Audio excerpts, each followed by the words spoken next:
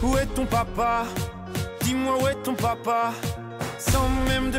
Le code vestimentaire fait partie de notre vie quotidienne, soit à l'école, au travail, etc. C'est quelque chose qui est devenu une routine dans la vie de tous citoyens. Durant les années, il y a eu beaucoup de changements au sujet du code vestimentaire au Collège Châtelet-Franc-Ouest. Donc la question est, où est-on rendu le code vestimentaire au CCFO? Vous serez informé de l'évolution, des opinions des élèves et des profs, ainsi que des bénéfices du code vestimentaire. En premier lieu, le CCFO met beaucoup d'emphase sur leur code vestimentaire.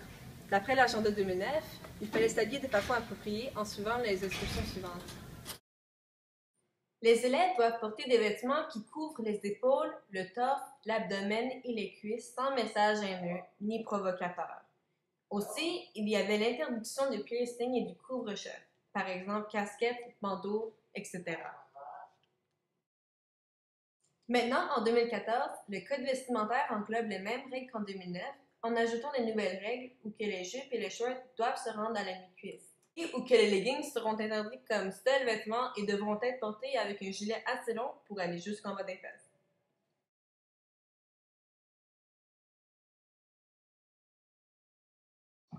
Aussi, en 2014, 5 années de changement ont apporté une nouvelle politique pour les piercings. À partir de 16 ans, ils sont permis. Pour assurer ces règles, il y a des conséquences lorsque le code n'est pas respecté. Pour expliquer, voici une entrevue avec Mme Chantal Dumont, directrice adjointe. Lorsqu'un élève ne respecte pas le code vestimentaire, en général, ce qu'on souhaite de la part de la direction, les consignes qu'on a données au personnel, c'est de leur demander premièrement s'ils pourraient modifier leur linge pour respecter le code vestimentaire.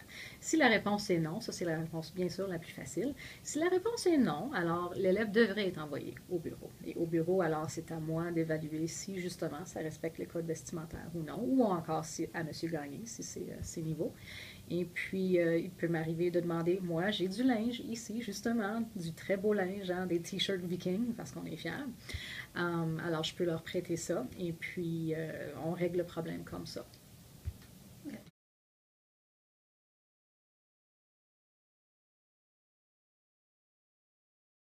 En deuxième lieu, les opinions des élèves par rapport au code vestimentaire a été questionnées par un sondage. Quand demandé si le code vestimentaire est trop sévère, 71% des filles ont dit que oui, alors que 29% des étudiantes féminines ont dit que non. La plupart des filles qui ont dit non disaient que le règlement leur empêchait de s'exprimer.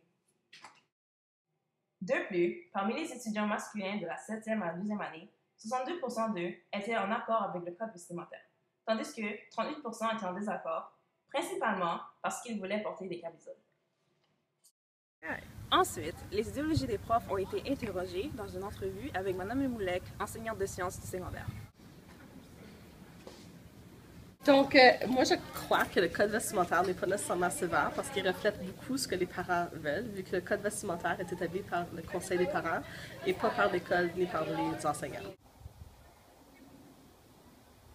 Comme inscrit dans l'agenda, le code vestimentaire a pour but de maintenir un environnement sécuritaire, respectueux et professionnel.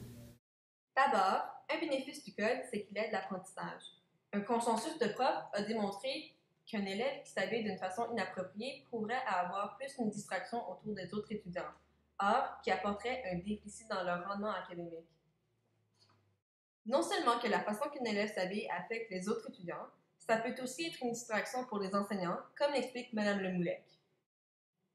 Il y a des élèves qui s'habillent très mal et les profs n'ont aucun choix de les regarder.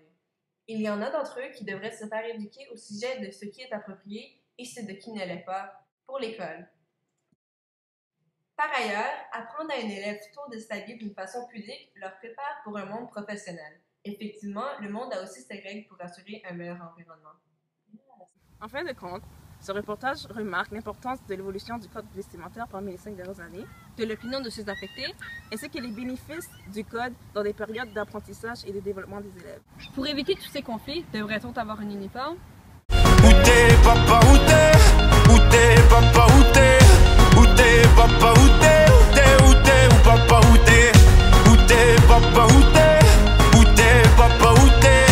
Où t'es, papa, où t'es? Où t'es, où t'es, où papa, où t'es?